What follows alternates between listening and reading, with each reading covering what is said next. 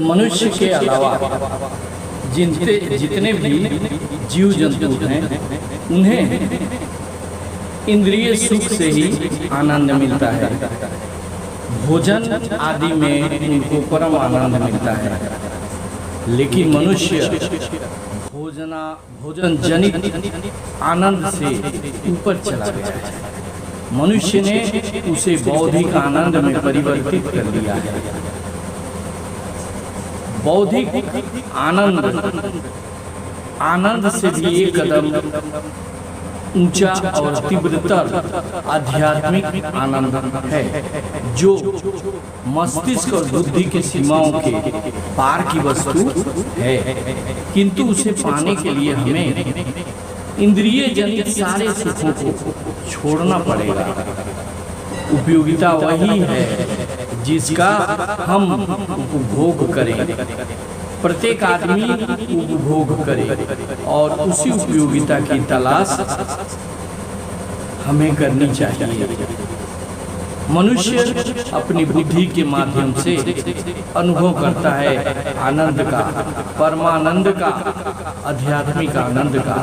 साथ ही हम यह देखते हैं कि मनुष्य आध्यात्मिक प्रकृति का बौद्धिक प्रकृति से भी अधिक आनंद प्राप्त करते हैं। इसलिए मनुष्य का परम ज्ञान आध्यात्मिक ज्ञान ही है। इस ज्ञान के होते ही परम आनंद की प्राप्ति होती है। संसार की सारी चीजें मिथ्या और छाया मात्र है। वे परम ज्ञान और परम आनंद की तृतीय या चतुर्थ स्तर की अभिव्यक्तियां हैं। यह वह आनंद है जो मानव मात्र को प्रेम करने से मिलता है। इस आध्यात्मिक आनंद की छाया मानव प्रेम में देखने को मिलती है, किंतु इसे ही वह आनंद नहीं मान लेना चाहिए। यह भयंकर भूल है। हम अपने क्षुद्र प्रेम को, शारीरिक मानव प्रेम को, कणों के प्रति सम्मोह को, समाज में रहने वाले प्राणियों के पारस्परिक उत्तेजक आकर्षण को परमानंद मान लेते हैं, जो वह नहीं होता। विश्व में जितने धर्म स्थापित हुए हैं तथा होंगे, उन सब का मूल स्रोत एक ही रहा है तथा एक ही रहेगा। भले ही विभिन्न देशों में उसे विभिन्न नामों से पुकारा जाए, लेकिन सबके लिए इसका अर्थ एक ही होगा, और वह है अंतःस्फुरण या इंस्पिरेशन। अंतःस्फुरण ही समस्त आध्यात्मिक ज्ञान का मूल है। धर्म मूलतः इंद्रियातीत स्तर का विषय है। उस पर आंखें काम नहीं करती और न कान ही। मन के द्वारा वह चिंतनीय नहीं है और न वाणी के द्वारा प्रकाशमान। यही धर्म का क्षेत्र है, यही उसका लक्ष्य है और यहीं से प्रेरणा आती है। इस तरह यह स्वतः सिद्ध होता है कि इंद्रियों के परे जाने के भी उपाय अवश्य है।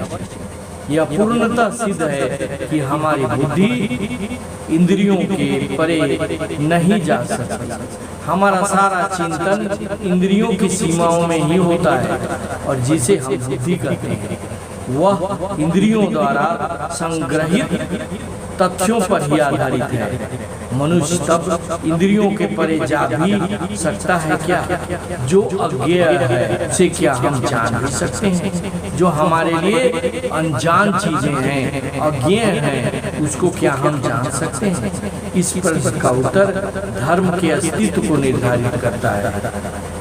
अति प्राचीन काल से ही मनुष्य यह अनुभव करता आ रहा है कि उसकी इंद्रियों के समक्ष एक अभेद्य दीवार खड़ी है और असंख्य नर नारी इसे भेदने के लिए इससे टकराते रहते हैं।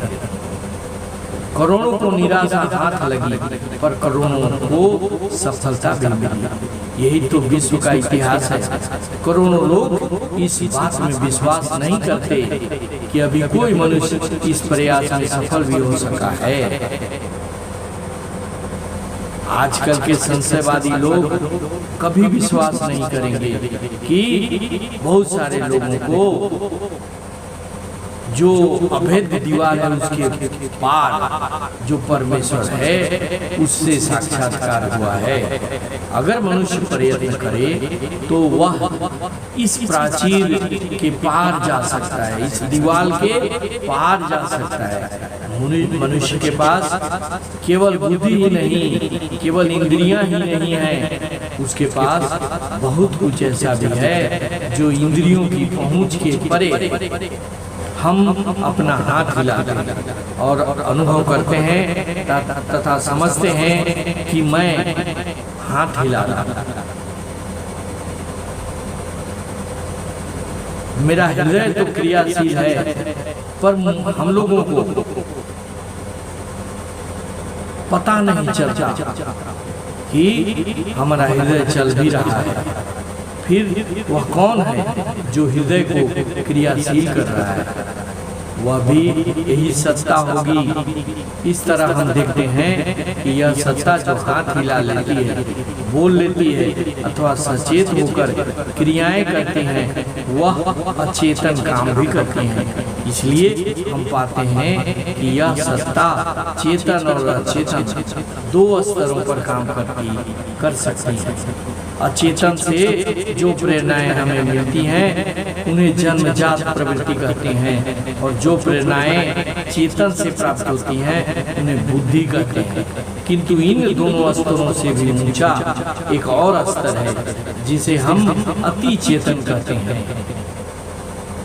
यह स्तर भी अचेतन का स्तर ही कहा जा सकता है, क्योंकि यह भी तो चेतनावस्था से परे है, किंतु यह चेतनावस्था से ऊपर का स्तर है, न कि चेतनावस्था के नीचे का। यह जन्मजात प्रवृत्ति नहीं है, बल्कि अंतःस्फुरण का स्तर है।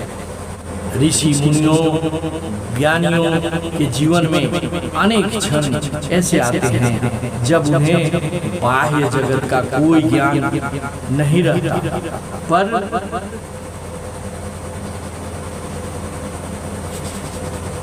उसी स्थिति में उन्हें वह परम ज्ञान मिलता है जिसका उपदेश वे देते हैं। सभी धर्म गुरुओं के संबंध में यही बात कही जा सकती है कि वे इस जीवन से बाहर की चीजों को समझने में, जानने में अपना सारा जीवन लगा देते हैं और उसे प्राप्त भी कर लेते हैं। उनके जीवन में ऐसे क्षण आते हैं जब वे मानव चेतना के स्तर से ऊपर उठ जाते हैं, और जब एक दिव्य प्रकाश के साथ चेतना के स्तर पर लौटते हैं तो उस प्रकाश से प्रदीप्त होकर वे उस पार से दिव्य संदेश लेकर आते हैं और वही विश्व को दिव्यमान करते हैं। वे प्रेरित दृष्टा बन जाते हैं। इसलिए हमें इस इंद्रिय चेतना बुद्धि के परे भी जाने की आवश्यकता है। चेतना को बढ़ाने की जरूरत है। परम आनंद, परमानंद के पास जाने की, उन तक पहुंचने का प्रयास करना चाहिए। इसे ही भक्ति कहते हैं, इसे ही तपस्या कहते हैं, इन्हें ही तप कहते हैं, इसे ही योग कहते हैं, इसे ही पूजा कहते हैं। हम जिस स्तर से भी करें हम उस परमानंद को प्राप्त कर सकते हैं। इसके लिए हमें तन मन धन से उस ओर जाने की जरूरत है, उस पर प्रयास करने की जरूरत है।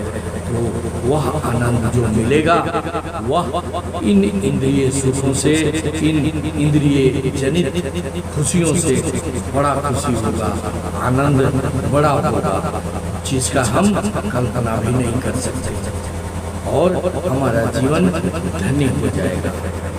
अगर यह वीडियो अच्छा लगे तो इसे सब्सक्राइब करेंगे, शेयर करेंगे, लाइक करेंगे और साथ ही साथ कमेंट भी करेंगे। Thank you very much. जय हिंद, वंदे मातरम।